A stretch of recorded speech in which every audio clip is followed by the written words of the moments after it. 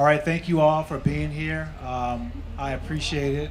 And I was excited to do this panel because, I mean, one of the most fascinating things to me about being an athlete was just not only about competing, but it's just about the mental process that it took to do what we do at such a high level. You know, this is Victoria Anthony. Oops, that's my phone. She made 8 consecutive United States wrestling teams, and she was 3 times Pan American champion. Now she's made a transition over to mixed martial arts. I'll start with you. What is that thing that truly drew you to the sport, rather it be wrestling, and then from wrestling to mixed martial arts? Yeah, so when I was 6 years old, all I wanted to be was a ninja. And I had a poster of ninjas above my bed, and I just remember watching martial arts movies with my dad. And my first sport was judo, which, if anyone's not familiar, it's a Japanese martial art where you throw and trip and sweep. So that was really it. And but I think as I asked myself that question more, as I got deeper into wrestling, I'm like, why am I doing this?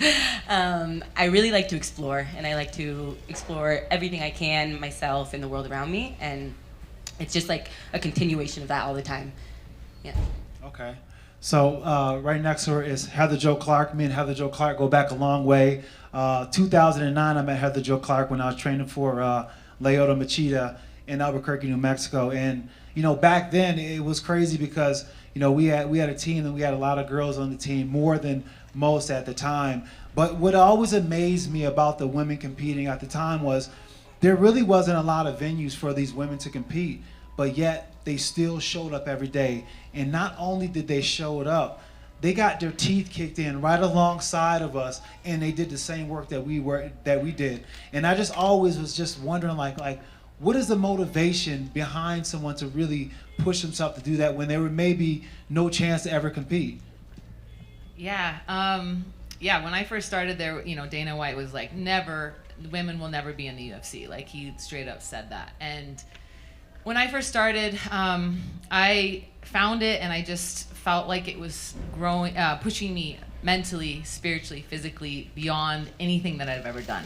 I played, you know, professional ice hockey and college hockey, and that was tough. And I played with boys and stuff growing up, and it pushed me. But like, this was something that I like just was obsessed with. Something that I didn't want to do anything else. Like, I literally would be either at the gym or at home watching videos or talking about it, or, you know, I couldn't stay out of the gym. Like, it was just obsessive. It was something that, like, I felt like I went in and every day I learned something new. And it didn't matter from the first time till now that I'm 15 years later, I still go into the gym and I learn something new every day by somebody, by my student, by someone who brought something in, by looking online. And it's just like this feeling of, I'm gonna push my body to a point where it just feels like you want to die. Like, people are literally pushing their will, and then you're pushing your will back.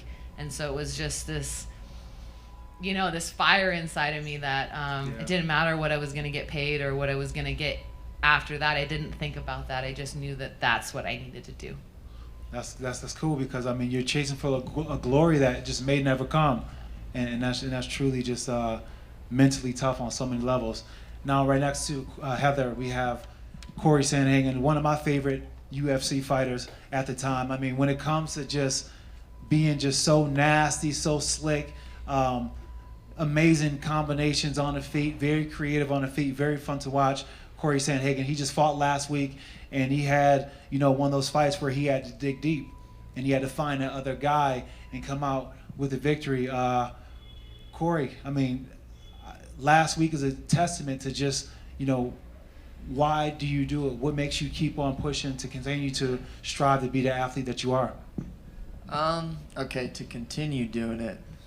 I don't really know. It's kind of just in my heart still, so I'm just going to keep doing it as long as it's in my heart. It didn't start like that, though. It kind of just started as something that I wanted to do just so that I would be like a tougher guy and get some street cred and be able to like whoop ass, you know? I started when I was like 17 years old, so nothing makes you cooler than being able to like beat up your friends and stuff when you're that age. So I got into it for that reason, and then it just became a hobby that I enjoyed, and then it became something that I was decently good at and could make a career out of. And and now it's just in my heart to keep going and to just get better and better. Awesome, man. Awesome. So, I mean, as an athlete and being somebody who's been in the sport for a while, I started training in 2000 and, got in the UFC like 2005, did the Ultimate Fighter show, and then had my career after that. But, I mean, I've seen the sport go from, from here all the way up to where it is right now, as far as, athletes becoming better as they come into the octagon. But not only that, just the whole evolution of the knowledge of how we train in the sport has gotten so much better. In your opinion, how has sports changed in your point of view from 20 years ago to now? Yeah, for me, it's been seeing the progression of women's wrestling in particular, because I started wrestling on my high school boys team when I was 14. And I didn't want to because I didn't want to join the boys wrestling team. And then it got sanctioned as a sport in California, so I'm from California, and as soon as it got sanctioned, it blew up. And I believe women's wrestling is the fastest growing sport currently in the United States. And seeing that, it's like first we need numbers for that to grow, that's on the women's side, and the numbers are now there and growing more and more. And the technique is coming with that, and it's just, it's been such a pleasure for me to see the expansion of something that I really didn't want to do because I didn't have an option as a woman on a women's team. And yeah, that's been like the biggest thing that I've seen is just the growth in numbers and how everything comes when we have more numbers and more acceptance and more places for women to fit in these sports. Okay. How about you, Heather? Oh my goodness. Just watching ADCC this weekend, watching the fights every weekend, it's like, it just blows my mind. It just seems like it changes every single day. Like every single day you see someone doing something new. And it's just wonderful to see where the women have come as well, like, saying Dana White saying never, and now we have 3 weight divisions in the UFC, multiple Ultimate Fighters, all that stuff. Just makes me really proud to have been one of the pioneers, but also makes me feel really old because it's hard to keep track. It's hard to keep up on in front of the wave, but I'm doing my best. I mean, for me, I know I don't normally feel old. I feel kind of young still, but I always feel kind of old when I'm walking around and then somebody who I think looks older than me comes up to me and like, dude, I've been watching you since I was like 10 years old. And I'm just like, dang, because I don't see myself, I don't see the old guy that I am. But I mean, dang, it's really like that sometimes, man. Cory, so with you, like, how have you seen the sport change since the time that you've been in it, or since the time from yesteryear to now? I think that we definitely train a lot different. Like, I remember you used to train at Grudge. I used to see like a lot of you guys at Grudge when I was first getting started and sparring there. And I used to be terrified to go into Grudge because like we would beat the shit out of each other back then. We used to really beat each other up, like not safely. So that's definitely changed a lot.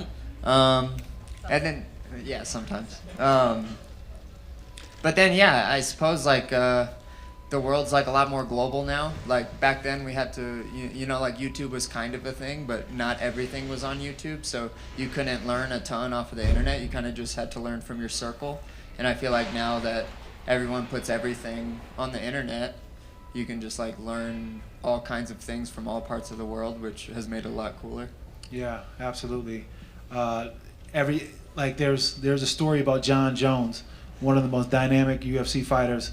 This dude, when I first met him, he told me that he learned like 90% of what he was doing just off of watching the internet, just off of YouTube. So it's a crazy learning platform, and if you're smart enough, you can learn a whole lot of it.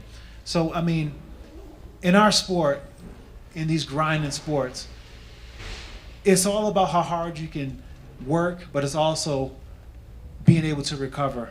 How have you seen recovery change in the last 5 or so years, or even last 10 years since before when you started? Yeah, I've had the pleasure of working with a company in Arizona called Neuroforce One, and they do like Henry Cejudo's camps, a lot of UFC champions training camps, and it's completely recovery based. So for 2 years I work with them, and we're going into red light therapy immediately before training, right after training. Everything is done with a heart rate monitor. We're doing everything by the numbers. And then I'll go to certain gyms after training with them, and it's like none of that is happening. And I'm like, I don't even know how people are staying alive and doing this every day. So yeah, just seeing the science, and those guys have all of the studies and just all the information that we could ever ask for behind it, and that also gives me a lot of confidence in my own training and my own recovery, and like, okay, if I do this, I know I'm going to feel good, and it's really helpful. Yeah, but I don't know how people do it without the recovery aspect. So Henry Cejudo has like a unique training style and regimen. Are you implementing some of that in your routine? Yeah, 100%. So Henry brought me into Neuroforce One and was like, I want you to work with these guys, and really, like I said, everything's by the numbers. So like for him, when he's in camp, there'll be these guys from the company will be outside the cage, like, okay, your heart rate's getting too high for the zone that we're meant to be in today for these amount of minutes, so bring it down. And so we all have kind of really learned and grown through that. And yeah, so, and I can do it by myself now. Like, I know how to set up my own training program over not just a 8-week camp, but a progression of months, because it's building an aerobic base and then building upon that and training the specific energy systems properly. Without all that information, I don't know how it would be done. That is so high tech. That's like the Russian and Rocky training, like all the machines and gadgets going. How about you, Heather? Wow. Over my 15 years of doing this, it's amazing what's available now in terms of recovery. One of my coaches used to say that there's no overtraining, just under recovering. And that kind of hit me really hard in the last few years of my training and fighting for the UFC. And being one of the older athletes in the division, I knew that I had to really, really pay attention to, pre-fuel, post-fuel, recovery, everything like that. And so I really looked at not just like supplements, but also just real food. I've been plant-based vegan for 7 years, but vegetarian for 21. And I believe that helped me a lot, not having like the extra inflammation in my body and stuff like that. It really was allowed me to train for a lot longer and a lot harder, I felt like. But now we have, like Victoria was talking about, the heart rate monitors and all that. I was sponsored by Polar for a couple years, and so they were really great at helping me, figure out how to utilize that. I didn't have the UFC PI at that time. I didn't have anyone kind of showing me how to use it. I had to do a lot of my own research and just kind of follow from my own research. So I can say that it's changed remarkably. Even like I have this Whoop. Anybody else had a Whoop? And it's a wearable device that takes your heart rate all day long. And I just wish I had something like that, and you can wear it in your clothes and all this while you're training. And it's really cool because it shows like your HRV, your heart rate variability, which is what your heart rate's doing in the morning when you wake up. And when I used to have the Polar strap, I'd have to wake up and like slowly put it on, not try to like up, my heart rate while I was doing it, and then push my thing on my phone. And now with this, it just happens, and I wake up and it tells me, should you push hard today or should you take it easy? And I think that information is really helpful. So it's just that whole recovery, the boots, the compression boots. Now they got like compression boots that you can wear without cords and stuff. It's pretty amazing. So it's come a long way. Sorry for rambling. No, that's a great answer. Cory, you just fought last week, and I saw your dong's face, and it was just absolutely ravaged with the elbow you threw. Now, how have you been able to recover so fast and look as if like nothing happened at all? Oh, I don't know. I don't do any of the sciencey stuff, honestly. I kind of just, I wake up and I kind of just feel how bad I'm feeling, because I wake up almost every day pretty sore, except for like Mondays sometimes because I take Sundays off. But no, I kind of just gauge that. After the fight, though, I do take like a lot of cold baths, just like flush out all of that stuff, because usually I can't sleep after a fight because I still, I think, have like a bunch of hormones and all of that stuff inside me. So I try to just cold bath after that, and then like it takes away some of my black eyes and stuff like that. But no, inside training camp, I don't really do anything sciencey, I suppose. I like work with a massage therapist who's used to working on athletes, and she makes me feel really good. And then I do like yoga-y type stuff, but more like strength building and like the hips and the rotator stuff.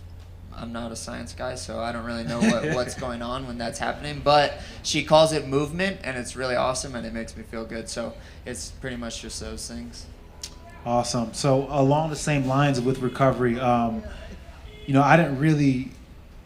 I I would say my recovery was so-so sometimes, and it was pretty much based on, how much I was really dedicated to eating properly and putting the right supplements into my body.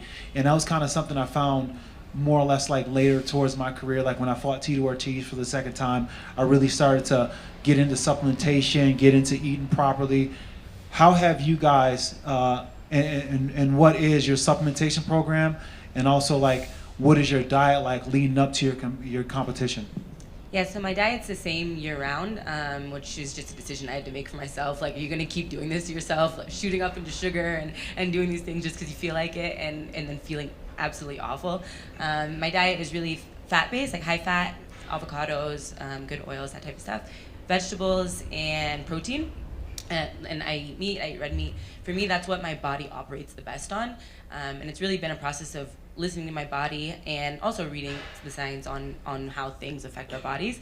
But really just testing things and listening in. Like gluten fucks me up so bad. So I just have to make a decision to keep that out.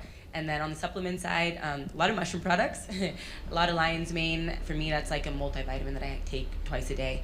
And I really believe it keeps my mind sharp, especially with head trauma that we incur pretty much daily, especially wrestling. Like we're headbutting each other on accident all the time. And also psilocybin is like, I consider that like a supplement, a microdose a few times a week. And then outside of that, a bunch of other just vitamins and minerals that are keeping me going. And it's really when I don't take them that I notice. When I don't take lion's mane for a couple weeks, then that's when I notice it. The day to day, it's like it's like a minute difference that does make all the difference for me. So. Okay. How about you, Heather? Well, like I said, I ate plant-based, so predominantly plants.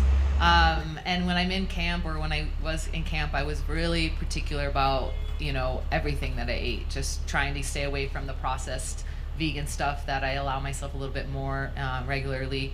But yeah, paying attention to more like how much fat, how much carbs, how much protein I was getting in. Had to also, pay attention to the calories because I had to cut a lot of weight.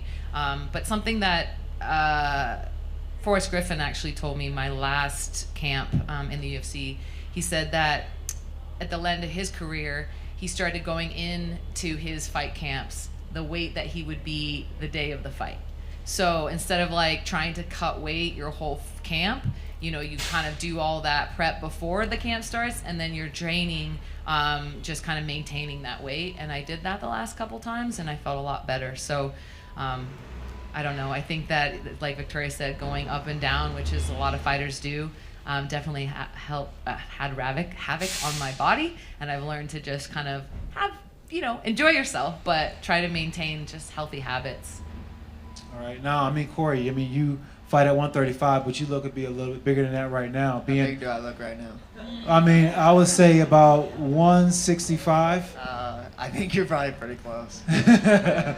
Yeah, you're a tall guy as well too, so it's got to be pretty tough to keep your weight down. What is your routine like, and how do you maintain it? Yeah, I work with a nutritionist, so it's like just simple stuff, man, like meat, rice, vegetables 3 or 4 times a day, and then like a snack that's like a fruity snack, and then afterwards just like pound of Gatorade. That's pretty much what I do. And then no.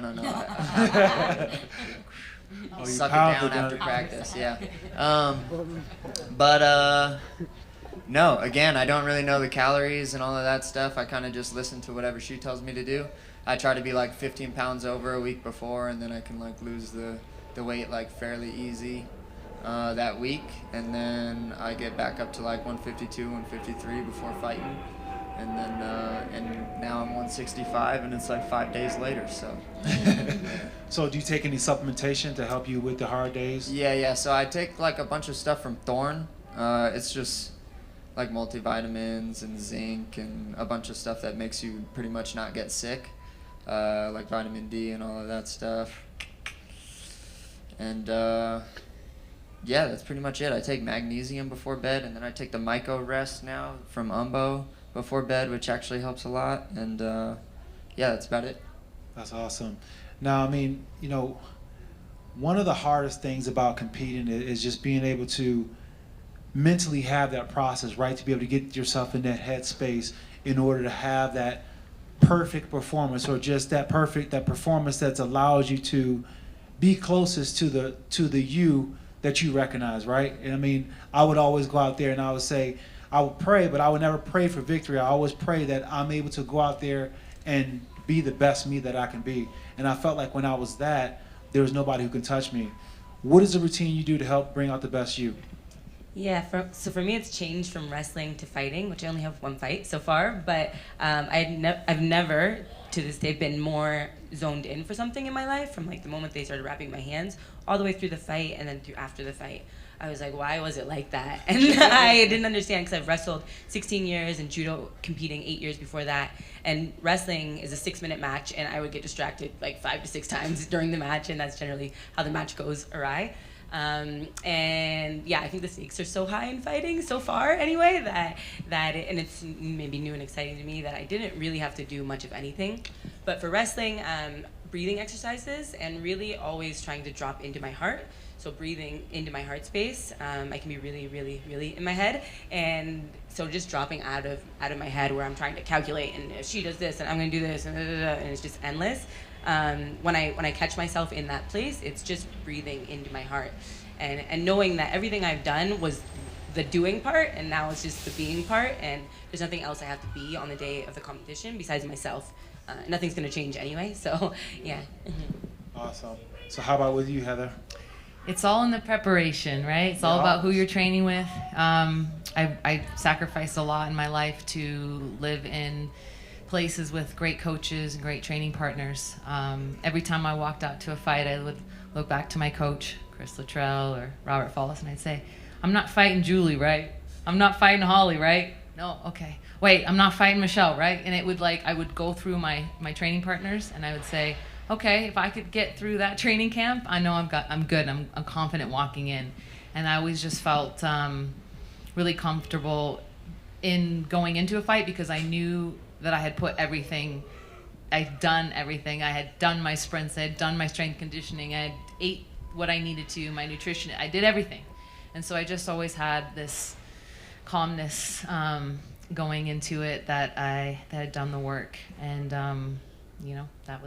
that I was ready. That's what it's all about. Feeling that feeling you've done the work kind of alleviates a lot of that anxiety, right?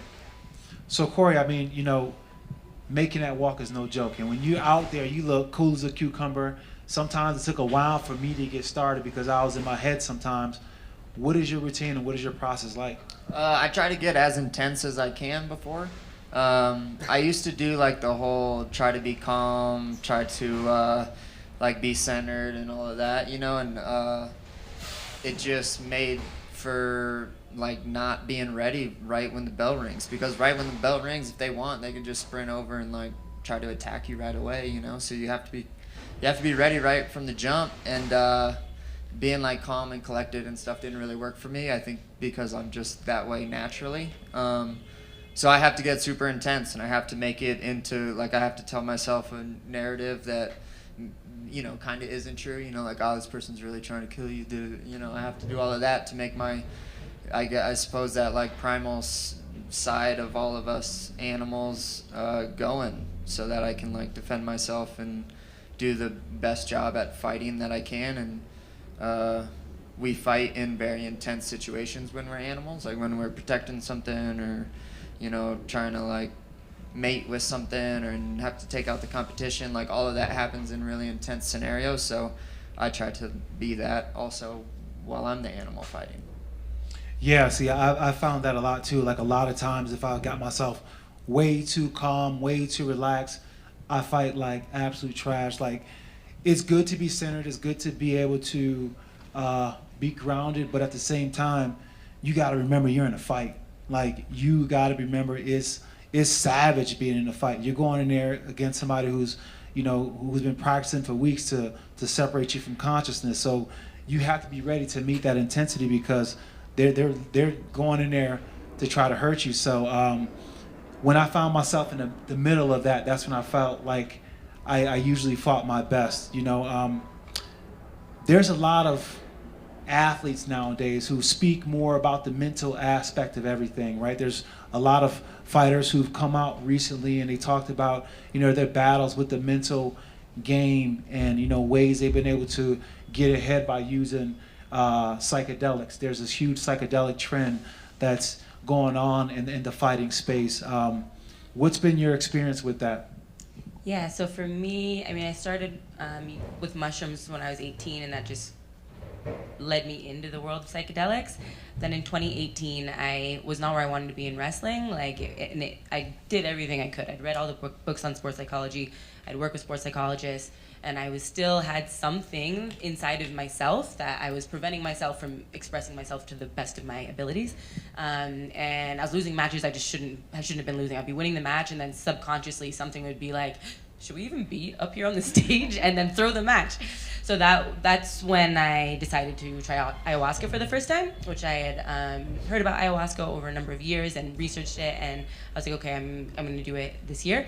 And really my primary intention was to be aided on the path of becoming Olympic champion. That was my goal at the time. It's what I was dedicating every single day to of my life. So and really ayahuasca just led me into my own heart, and which was very closed, and there were locks and chains and a bunch of stuff, so I really couldn't access it. And I spent about a year coming to understand my own heart and opening and then now allowing that to lead me has been everything on my path, like entirely. And I really can't imagine my life without the plants. And yeah. Okay. How about you, Heather? I mean, Well, I've used a lot more psychedelics in the past 4 years since I've actually retired to help me with loss of identity and losing my career to concussions. And so I'm kind of in a different boat, just kind of, finding my heart too, finding acceptance in who I am now, as Jake always says, is finding what's most important now and not being caught up in the what ifs and what if, or if I wouldn't have done this and blah, blah, blah, and just staying in the past, but really just accepting the present. And I think the psychedelics have really helped my journey over the last few years with that loss of identity, with my new career of owning my own gym and running that and coaching. And it's really, put a lot of perspective in just helping me, be one with myself. I've done psychedelics more to try to heal my brain, and I haven't really gotten that, what I wanted from it, but I've gotten what I needed from it. And that was just finding myself and finding that this is now and this is what I need now, and finding that happiness within myself and not needing fighting or needing that that drive to have that fight coming, or like that, you know what I'm saying? Without that, I kind of felt lost after, and now I feel really more at peace and at home with now. I can definitely resonate with that on my transition as you are from being an athlete. So it's definitely a process in itself. But Cory, what is that like for you? I don't know. I haven't tried them to help me perform, honestly. I kind of separate fighting and my actual life a little bit. It's kind of a weird juxtaposition of living in a world where I, as a career, go and try to hurt other people because that's what winning is. It's not just that, of course. It's about expressing myself and making fighting look the way that I want fighting to look like for me. But then also living a life where I have a fiance and I want to start a family one day, and I want to be loving and caring to them as well. So they've helped a little bit more in the one area versus the fighting area. But those two worlds are kind of separate for me. How do you make them separate? How do you not let it bleed in? If you have one of those tough times, how does that not bleed into your normal life? It definitely does, but I do my best, I guess, just to catch it and just give, training time is training time and home time is loving time. And, I'm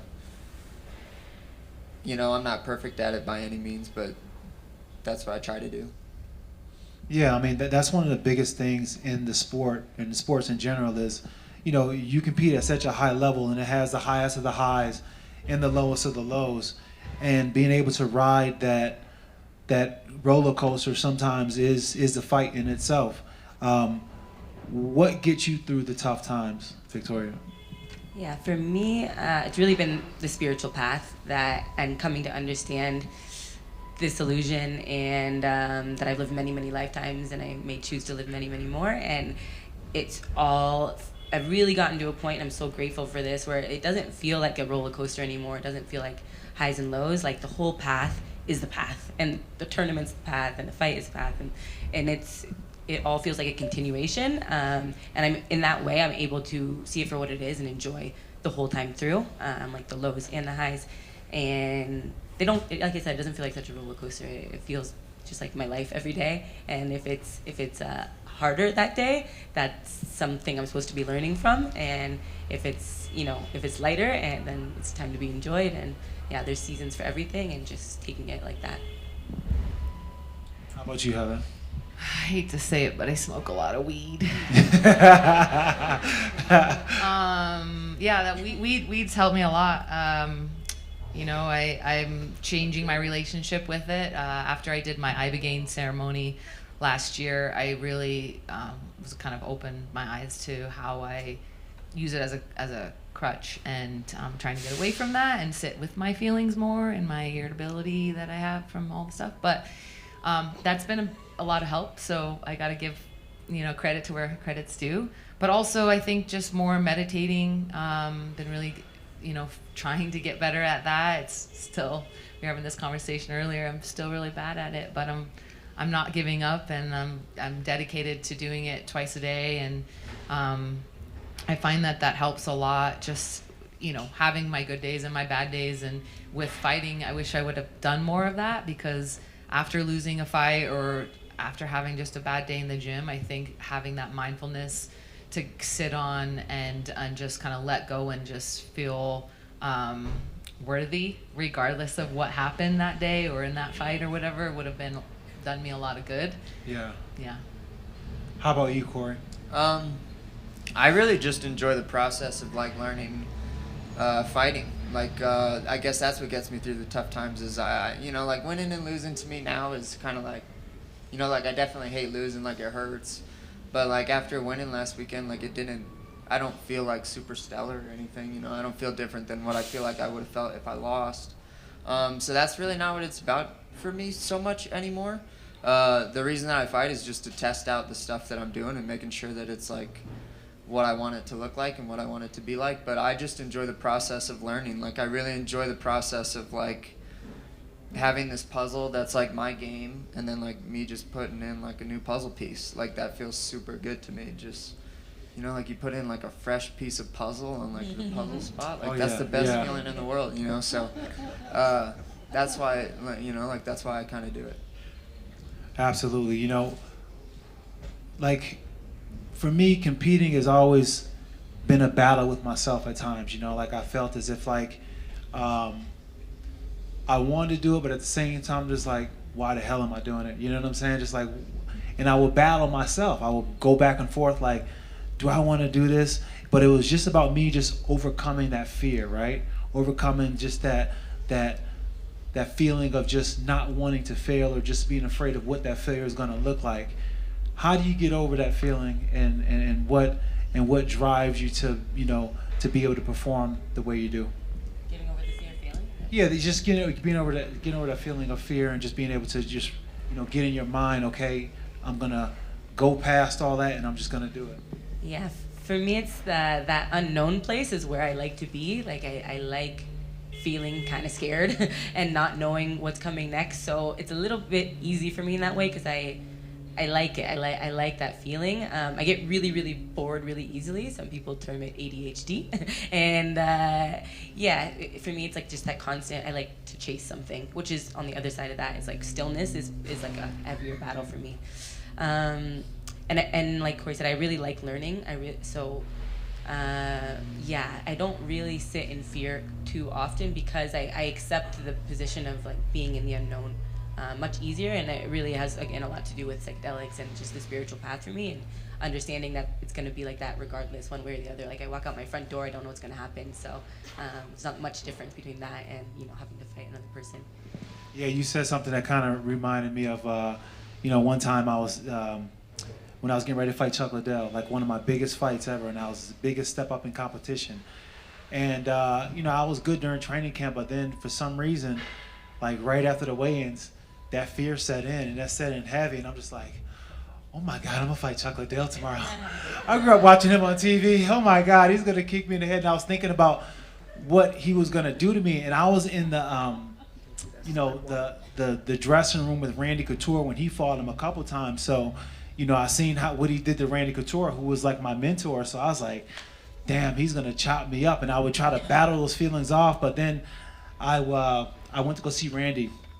Randy just happened to be like a floor below me, and I'm like, oh my God, Randy, I'm scared, man. And then Randy just gave me some mind wine and was just super sage, and he was like, you know, he said, you know, the problem is you're not making friends with the worst outcome. You know, you got to make friends with the worst outcome, and when you make friends with the worst outcome, he said, you're going to be all right. You're going to be able to perform. And all night, I went home and I made friends with the worst outcome. To the next day, in the morning, I was just like, I'm gonna do this, you know, and I just kind of felt very, very different, you know, and I felt as if like I can do this. So that was me being able to confront the fear. So how about you, Heather? Again, it's the preparation, right? And visualization was a big part of my preparation. Going, a lot of times I would do it when I was doing my runs or my sprints or whatever, and I would visualize, you know, the fight, and visualize different things happening, good and bad, and just being okay with it, and knowing that the preparation is going to put me in, I'm going to be ready for anything, you know. And so that just took a lot of the fear away. I didn't really have much fear. I had more fear going into sparring for whatever reason. I think, you know, again, it has to do with that fear of failure. And I don't know, you know, just wanting to come out learning something every day, wanting to, just get better than you did the day before. And sometimes that kind of fear would happen. But in terms of actual competing, it was just more, fear of failing. And I had to come to terms with, hey, if I failed, you know, then what is failure? To me, if I won or lost, it didn't matter. It wasn't the failure. If I lost, it wasn't failure. It was like, if I put in all that I could for my preparation, won or lose, I knew that I was going to be okay with it. How about you, Cory? Yeah, I would do the same thing you did. I just follow it down the rabbit hole. Like, if I'm scared of something, I'll just be like, okay, why am I afraid of that? Okay, because this will happen, but if that happens, and then this happens, and then it's like, what? And at the end of the rabbit hole, it's usually like, who cares? Yeah. Like, that's usually what's at the end of the rabbit hole. So I do that. I do visualizations too. Before I fought Marlon, I was like super nervous to fight Marlon because Marlon's just like a KO guy, like just nasty, you know. Super scared to fight Marlon, and I couldn't get past it for whatever reason. And then I just pretended that he had already beat me, and I got to fight him a second time. And I was like, okay, well, how are you gonna fight him the second time?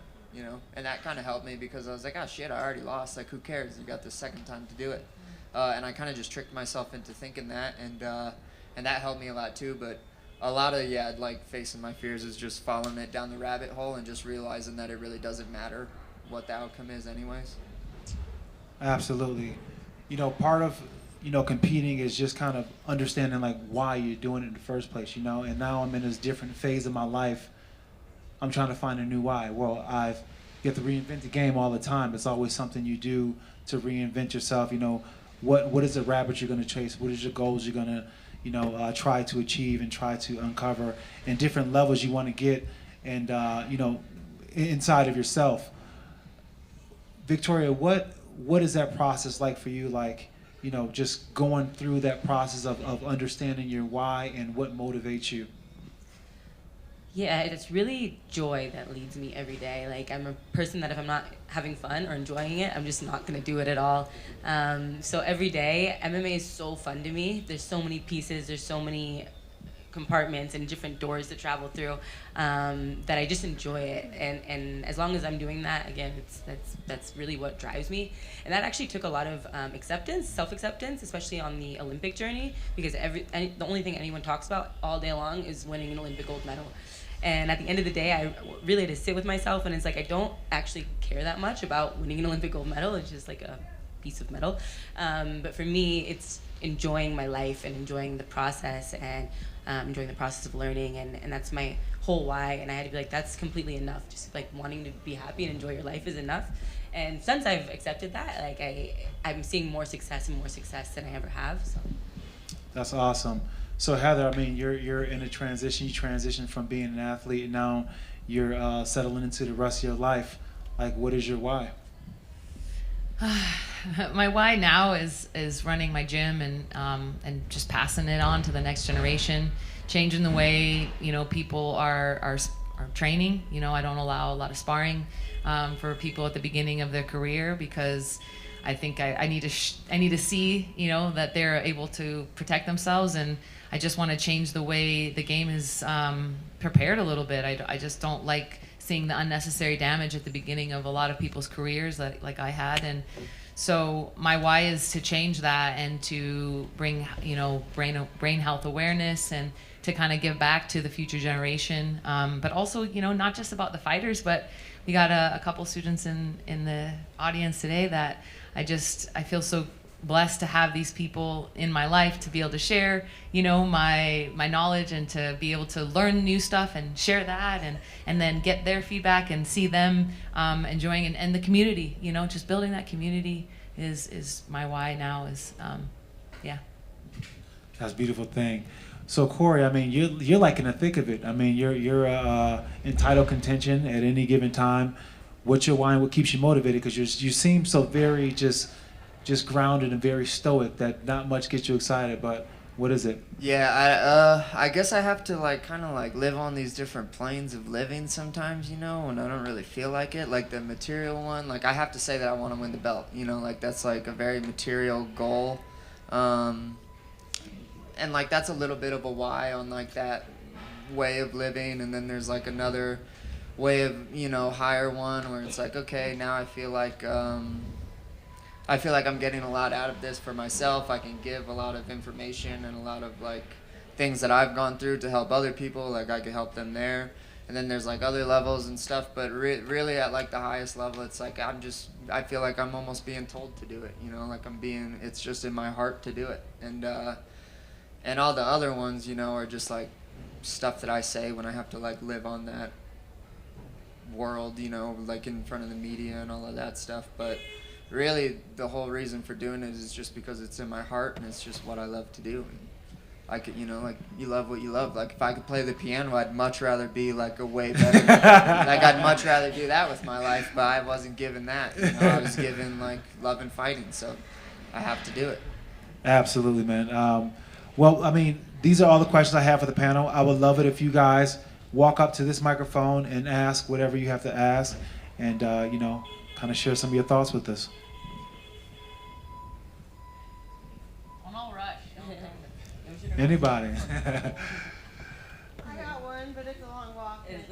Okay, just yell it real loud so we can hear you. Yeah, shout it. I'm just curious, in a really simple way, how do you guys feel about your opponent before, during, and after a fight? Yeah, so she wants to know how does the athletes feel about their opponents before, during, and after a competition? Depends on the opponent. For the most part, I am completely separate from them as an individual. They're just the person that's standing in the way of what I want to do, and I just want them to stop fighting me before. I'm not gonna stop, so I'd prefer they just give up first. And but then there have been people in my wrestling career that I wanted to beat for other reasons. I didn't like them very much. That's pretty rare for me.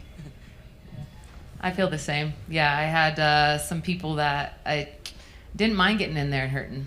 And then there was others that I didn't really want to hurt, but that's the game, and I wanted to be the most technical and the best, most entertaining fighter, and that was my prerogative of that. But yeah, and then typically after, no matter if there's bad vibes before or after. Before, usually after, kind of settle it and move on for the most part. I think I have a couple people that I don't like, but for the most part, out of the 17 fights, I like most of them still. I have to try to hate them, honestly. Like, I just do better that way. Like, I do better that way. And, but afterwards, I'm, like, really grateful that they gave me the experience. I got to give them an experience. And it makes me, like, sad when I, like, see them lose if I win. And then I'm kind of happy for them if they do win. So, yeah, that's a bit weird. But, yeah, I kind of have to hate them, you know. I always find myself hating them, but at the same time, not really hating them, but just kind of wanting to embarrass them for even thinking, even having the audacity to sign a contract to think that they could beat me. And that's where my mindset was at. Then somewhere during the fight, I would reach a point where I'm just like, now I want to style on them. But then like the fight always had like this weird like alignment with like classical music. You ever listen to a classical piece where you have like all these different instruments coming in at some point at random spots and it really doesn't make any sense, but somewhere in the middle it starts to make a lot of sense. The symphony starts to make a lot of sense, and then this music is just, it just happens, right? And then you find yourself in a position where you're watching your opponent just wither away from you, you know, and just then he recognizes that he lost, and that was the most satisfying part of the fight. Forget raising your hand. It's when he knew that I beat him. But then after the fight was over, it was always about respect, and I always felt like I shared a piece of my soul with that person. Like forever, we're ever linked because of that moment we shared together. Any other questions? So it's like two-part. One is that did you ever find yourself with an opponent where you had a perception of them beforehand, and then once you got in there, you thought you had him, and then you were like, oh shit, this is gonna be way harder than I had any idea. And also, as we're watching, just what you said, I'm like, how does everybody talk so much trash? There's all this trash talk, huge trash talk, and then you guys are hugging after the fight. I'm like, is that real? Is it real? Like, are you like, I hate you guys, I'm gonna kill you? And then you're like, all right, well, I really love you, thank you. And I was like, for real. No, it's all pretend. It's all pretend, dude. It's almost all pretend. No, that's what I'm learning. I'm like looking around. Well, and now I'm realizing maybe. now. I'm like, oh, all of these people here are just—it's the circus. Yeah, and we're all just pretending. In my opinion, that's what I've seen. I'm just like, oh, so this is all just not real at all. Okay. No, listen. There is a lot of pretending, but like back in the day when MMA was MMA, right? Back in the day, it was real, man. Like it was like if you wanted to slap somebody, you like the first time I ever got into it. To answer your first part of your question was I ever in a fight where I thought it was one way going in, but then once I was in the fight, I realized that was something else. That fight to me was a Tito Ortiz fight.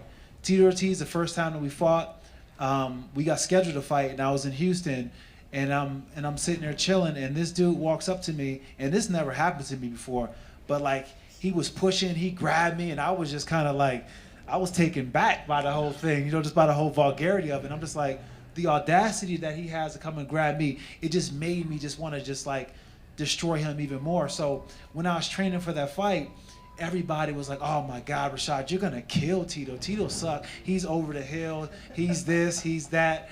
And then I'm like, all right, I'm about to smash this dude. And I got that in my mind. Like I just knew I was going to just kill him. Like anybody, like I just knew it. The minute I got in there with him, like he grabbed me and he took me down, and I couldn't get up. He was so strong, and I did my best to get up. And I remember looking across the corner and seeing my coach is like, and I was like, you fucking lied to me. I was so pissed. I was so pissed off. Yeah, I was pissed. But yeah, I mean, that was that moment where I realized that, yeah, I got to be able to pack a lunch. And also that happened with Michael Bisping too. Like, he doesn't show well on film, and I took him down a few times in the first round, and then the second round, he was squirmy as hell, and he kept getting up, and my lungs started burning, and then I started to panic, and then I was in a fight. I thought I was supposed to kill this dude, but it was a split decision, so yeah, it happens sometimes. The guys that look like they suck on film, but keep winning are like the most dangerous guys because Super they dangerous. have like something to them that like obviously you can't see that they're like winning with, you know. I have a fight when I fought Karolina Kowalkiewicz, and I'm probably saying her name wrong, in Holland. And she's smaller than me, and she's very sweet looking, and she sits across the cage at the beginning of the fights with her hands behind her, and she's just like, you know.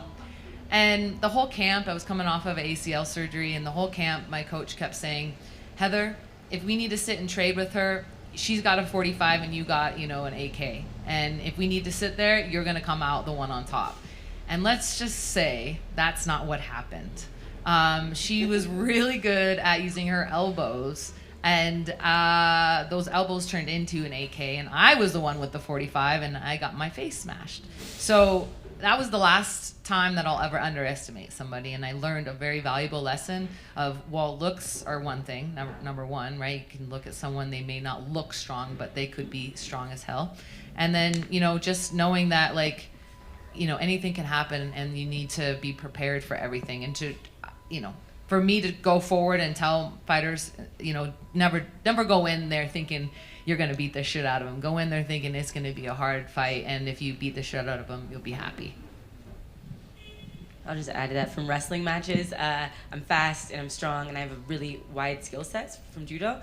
And my coaches also have convinced me. I mean, it's valuable and helpful to be pumped up, but when someone else has a really, really good game plan, that's where I got in the match thinking it was going to go one way. Their game plan is shutting down everything that we thought we were going to do, and yeah, I've had to figure it out or lost those matches. So same thing, just like not thinking it's going to be any one way, and kind of staying open in my mind in that way, like it's going to be whatever it actually is and not what I've, you know, projected it to be. Nice job. I was like trying to do what you asked. And I think it actually piggybacks on your last question. I have so much respect for what you guys go through physically, but I'm really fascinated about the whole mental capacity and the training for that. So what do you do, like, in the heat of the moment, if whether you're ahead and then it starts to fall, or you're behind and you can't get it to go where you want it, like, because the fights are so fast and things are happening so fast, and it's such an unpredictable sport as well. Like, do you train for that mentally beforehand, or what do you do in the heat of the moment to, like, you know, it's like those games where one team is down and suddenly they turn it around, like, at the last minute. What do you do for that mentally? Well, I've been in fights where I was, like when I fought John Jones, like it was turning out really good. Like I had a really good first couple rounds. I dazed him a couple times, and I felt like I could hit my mark on this dude like pretty easy. But somewhere around the third round, he found his groove and he started to catch me. And I remember thinking to that fight, like, I was like, I'm cooked, I'm done. But I was like, you know what?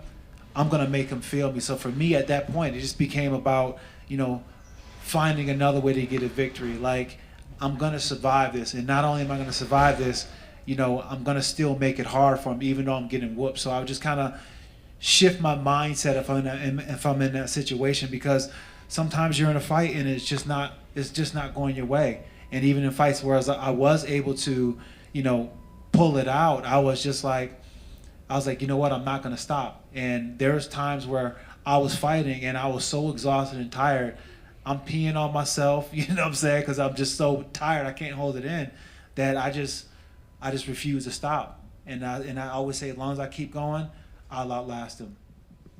Were you peed on yourself? Oh, yeah. When I fought Brad Imes, I peed myself there. A lot? Huh? A lot of people? It was I mean, out of nowhere. It was out of nowhere. Like, I mean, I had to pee a little bit before the fight, but I didn't know if it was pee or a nervous pee, right? So as the fight's going on, it's getting intense, and I'm dumping, like, I'm going hard as I can. And if you've seen that fight, this dude is like 6'8", 250 pounds, and I'm like my size, like right now. And this dude is ragdolling me. He's strong, and I'm hitting him. He keeps getting up, and I just get so exhausted. Like, I'm like, I can't hold it no more. I just peed. I just didn't want to mull over that. I peed, man. With the Valley Tudo shorts? Yeah, with the Valley, but it's still not the most disgusting thing I had to resort to in a fight. One time I when I was fighting Chuck Liddell, I forgot my cup. I was so into it, I forgot my cup. And Nate Marquardt just had fought a couple fights before me, so I had to wear Nate's cup. And I put on that nasty jock strap. And let me tell you something about somebody's jock strap. It's the last thing they wash. So he probably ain't never washed this thing, and I had to put it on to do a fight, so yeah. Back to the question. Back to admitting to myself. I've trained myself to breathe through my nose through a lot of different processes. That company Neurofirst one I mentioned, they'll have us on the air dying with our mouths taped, sleeping with our mouths taped. And for me, breathing through my nose is a continual reset. And every time, and I consciously train myself to believe that every breath through my nose is a completely new moment. So whether I was just losing the last second or winning the last second, both of those things don't matter anymore. And every time I come back to that, it's just like a fresh moment to be completely zoned into what I'm meant to be doing in that second. And I'm the same exact as her, so I like that we are. Yeah. But I have a saying that I say to get me back to that center, and it's my work begins now.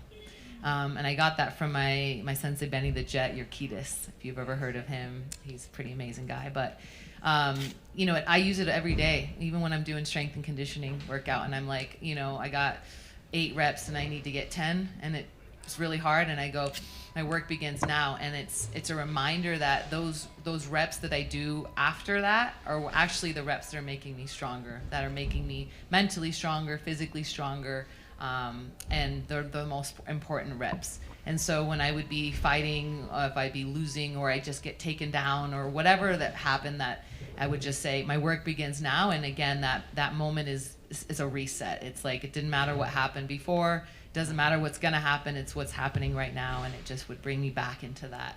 And it gives me second wind. And I can't say how many times I say that in my head, that it just like, it's like a fresh breath, a fresh new ability to just push that much harder. Have you seen Finding Nemo? Yeah, you know when she's just like, just keep swimming, just keep swimming. I like tell myself that. Yeah, like I do that when I'm like hiking big mountains, and I get afraid, and then I also do that like when I'm fighting too, and get a little afraid. Just keep swimming. Well, thank you all for your time. Thank you all for your questions. And I'd like to give a round of applause and thank you to Victoria, Heather, and Cory Sandhagen. I appreciate you guys being on the panel. And hope you guys stick around and hear some great music. But thank you. I appreciate it.